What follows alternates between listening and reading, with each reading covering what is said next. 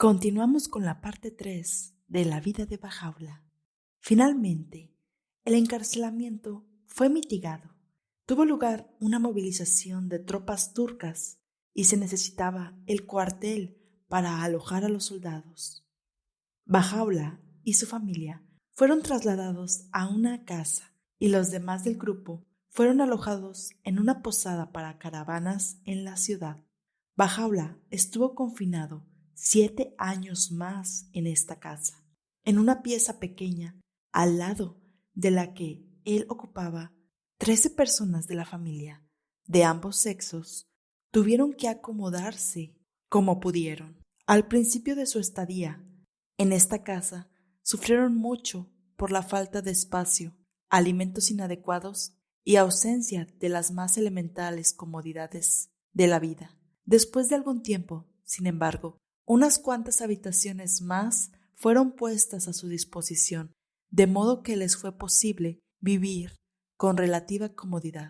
Desde el tiempo en que Bajaula y sus compañeros salieron del cuartel, les fue permitido recibir visitas y poco a poco se fueron levantando las severas restricciones impuestas por órdenes imperiales, aunque de vez en cuando eran reimplantadas por algún tiempo. Aún en los peores tiempos del encarcelamiento, los bajáis no desmayaron, ni fue conmovida su serena confianza. Mientras estaba en los cuarteles de Acá, Bajaula escribió a unos amigos: «No temáis, estas puertas se abrirán, mi tienda se levantará en el monte Carmelo, y nuestro gozo será inefable». Esta declaración fue una fuente de gran consuelo para sus discípulos, y en el curso del tiempo se cumplió literalmente. La relación de cómo se abrieron las puertas de la prisión es mejor hacerla con las mismas palabras de Abdul-Bahá, tal como las tradujera su nieto, Shoghi Effendi.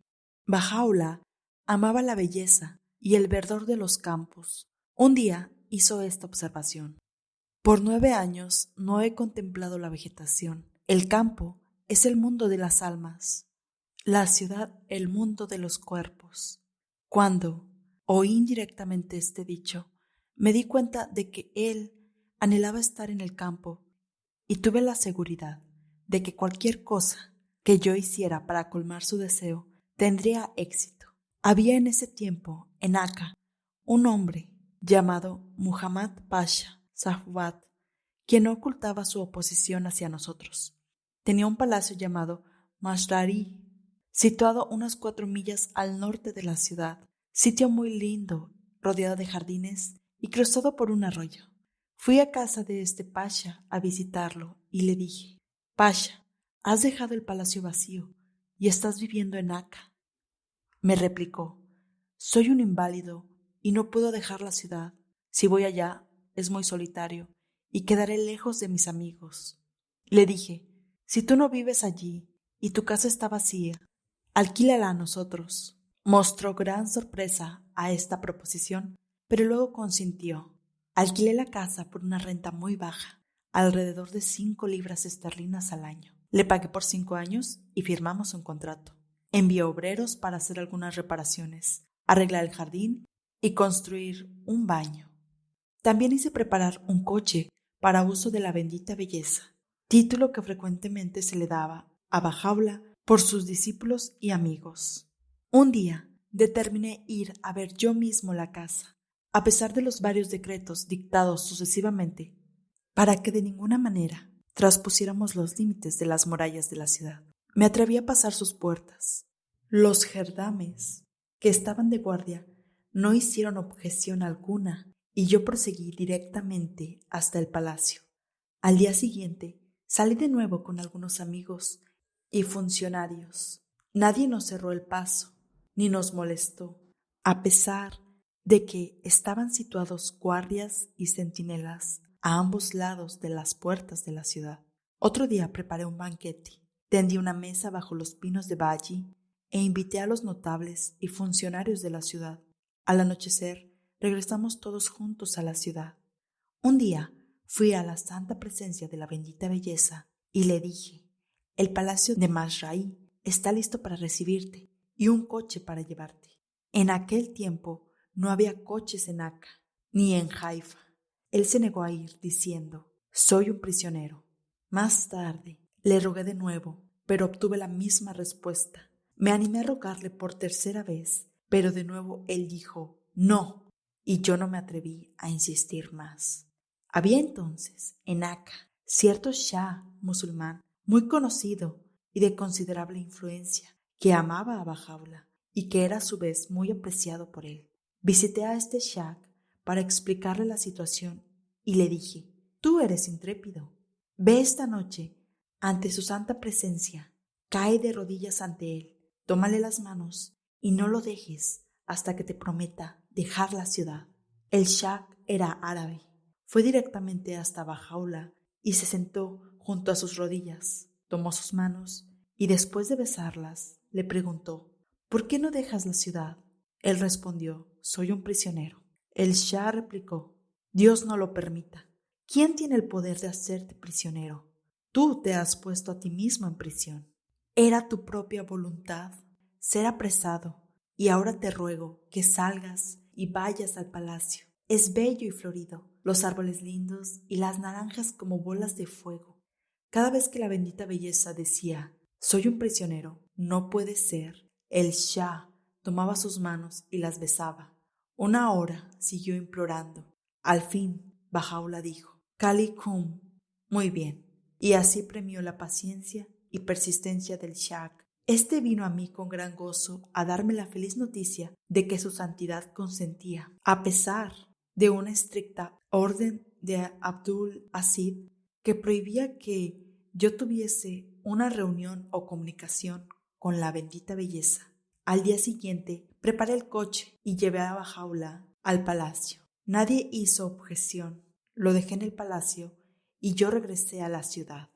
Durante 2 años habitó ese sitio encantador. Entonces decidimos llevarlo a otro sitio en Valle. En ese tiempo había una epidemia en Valle y el dueño de la casa y su familia habían huido angustiados y estaban dispuestos a ofrecer la casa sin cobrar nada al que la solicitara. Alquilamos la casa a un precio muy bajo y allí fue donde se abrieron las puertas de majestad y verdadera soberanía. Bajaula seguía siendo, nominalmente, un prisionero, pues los radicales decretos del sultán Abdul I Aziz nunca fueron derogados, pero él mostraba tal dignidad y nobleza en su vida y su porte que era reverenciado por todos. Los gobernantes de Palestina envidiaban su influencia y poder. Los gobernadores y mustasarifes, generales y funcionarios locales, solicitaban humildemente el honor de ser llevados a su presencia, pedido que él rara vez concedía. En una ocasión, el gobernador de la ciudad imploró este favor, alegando que las autoridades superiores le habían ordenado que visitase, con cierto general, a la bendita perfección.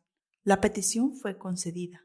El general, que era un individuo corpulento, un europeo, quedó tan impresionado por la majestuosa presencia de Bajaula que se arrodilló en el suelo cerca de la puerta. Tal era la timidez de los 2 visitantes que solo después de repetidas invitaciones de parte de Bajaula pudieron ser inducidos a fumar el narguilé, una pipa oriental que se les ofreció.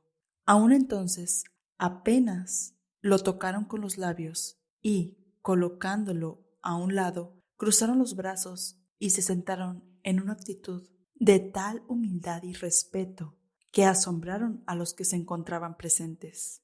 La afectuosa reverencia de amigos, la consideración y respeto que le mostraban funcionarios y notables, el influjo de peregrinos y de gente que venía en busca de la verdad, el espíritu de devoción y servicio manifestado a su alrededor, el majestuoso y regio semblante de la bendita perfección, la eficacia de su mandato, el gran número de sus devotos, todo atestiguaba que Bajaula no era en realidad un prisionero, sino un rey de reyes. 2 soberanos despóticos estaban en contra suya, 2 autocráticos y poderosos gobernantes, pero estando aún confinado en las propias prisiones de estos, él se dirigía a ellos en términos austeros, como un rey se dirige a sus súbditos. Más tarde, a pesar de las severas ordenanzas, vivió como un príncipe en Valle. Con frecuencia solía decir: en verdad, la prisión más miserable se ha convertido en el jardín del Edén. Realmente no se ha visto cosa semejante desde la creación del mundo.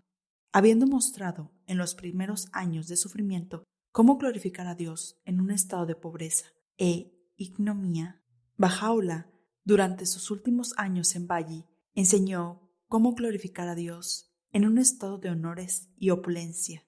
Las ofrendas de cientos de miles de sus devotos seguidores pusieron a su disposición cuantiosas sumas de dinero que él debía administrar, a pesar de que su vida en Valle ha sido descrita como verdaderamente regia, en el más alto sentido de la palabra. No debemos imaginarnos que se caracterizó por ningún esplendor material ni extravagancia. La bendita perfección y su familia vivían de manera muy sencilla y modesta, y el derroche en lujos egoístas era algo desconocido en aquella casa.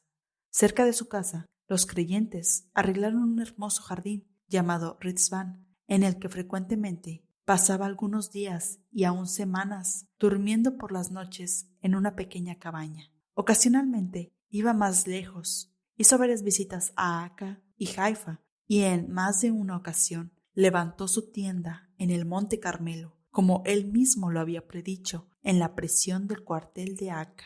Bahá'u'lláh pasaba la mayor parte de su tiempo rezando y meditando, escribiendo los libros sagrados, revelando tablas y en la educación espiritual de sus amigos. Para permitirle dedicarse por completo a estas grandes obras, Abdul-Bahá tomó a su cargo los demás asuntos, aún los de entrevistar a los mulas, poetas y miembros del gobierno. Todos estos se mostraban contentos y felices de conversar con Abdul-Bahá, cuyas explicaciones y charlas les dejaban completamente satisfechos, y aun cuando no hubiesen visto a Bahá'u'lláh en persona, le tomaban gran simpatía y admiración como resultado del conocimiento de su hijo, pues la actitud de Abdul-Bahá los ayudaba a comprender la posición de su padre. El distinguido orientalista y extinto Edward G. Browning, profesor de la Universidad de Cambridge, visitó a Bahá'u'lláh en Valle en el año de 1890 y escribió sus impresiones como sigue. Mi guía se detuvo por un momento mientras yo me quitaba los zapatos. Entonces, con un rápido movimiento de la mano, retiró la cortina. Cuando yo hube pasado, la puso nuevamente en su sitio y me encontré en una gran habitación, a lo largo de cuyo extremo superior había un diván bajo, mientras en la pared, frente a la puerta, estaban colocadas 2 o 3 sillas. Aunque yo tenía una vaga idea del lugar a donde iba y a quién había de contemplar, pues no me había sido proporcionada una información precisa. Pasaron unos segundos antes de que, estremecido de asombro y reverente temor, tuviera conciencia de que la habitación no estaba vacía. En el ángulo donde el diván se apoyaba en una pared, distinguí una extraordinaria y venerable figura, coronada con un tocado de fieltro, parecido a los llamados Taj por los derviches, pero diferente en la hechura y mucho más alto, y en la base del cual estaba arrollado un pequeño turbante. El rostro de aquel a quien contemplé nunca lo podré olvidar, y no obstante no puedo describirlo. Esos ojos penetrantes parecían leer en mi propia alma. En su amplia frente había poder y autoridad, mientras que las profundas arrugas de su ceño y su faz denotaban una edad que no parecía negar el negro azabache de su cabello y su barba que descendía exuberante casi hasta la cintura.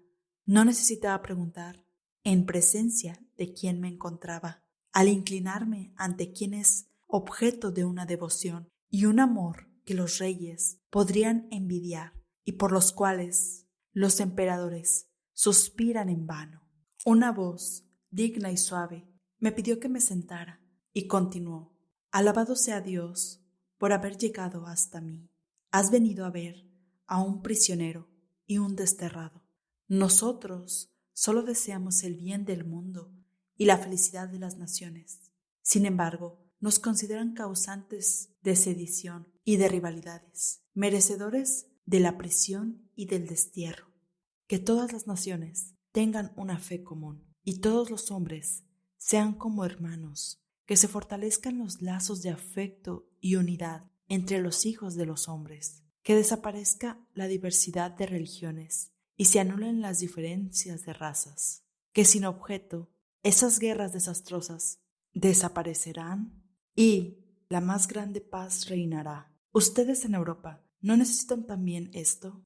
¿No fue esto mismo lo que anunció Cristo? Sin embargo, vemos a vuestros reyes y gobernantes disipando sus tesoros más en medios de destrucción de la raza humana que en aquello que proporcionará felicidad a la humanidad. Estas luchas, este derramamiento de sangre y esta discordia cesarán y todos los hombres serán miembros de una sola familia.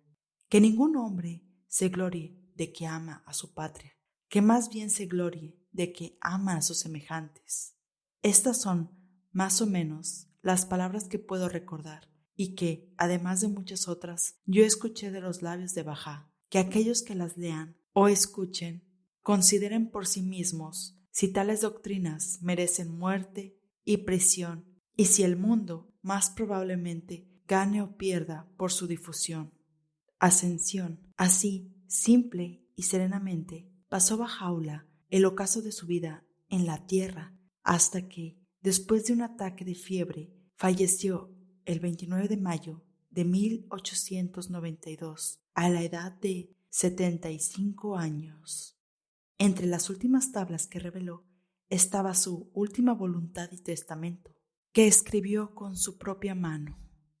9 días después de su muerte, su hijo mayor, en presencia de los miembros de su familia y de algunos amigos, rompió los sellos y el contenido del corto pero notable documento fue dado a conocer. Su última voluntad constituía a Abdul-Bahá como su representante y exponente de sus enseñanzas, instruyendo al resto de la familia, a los parientes, así como a todos los creyentes, a volverse hacia él y a obedecerle.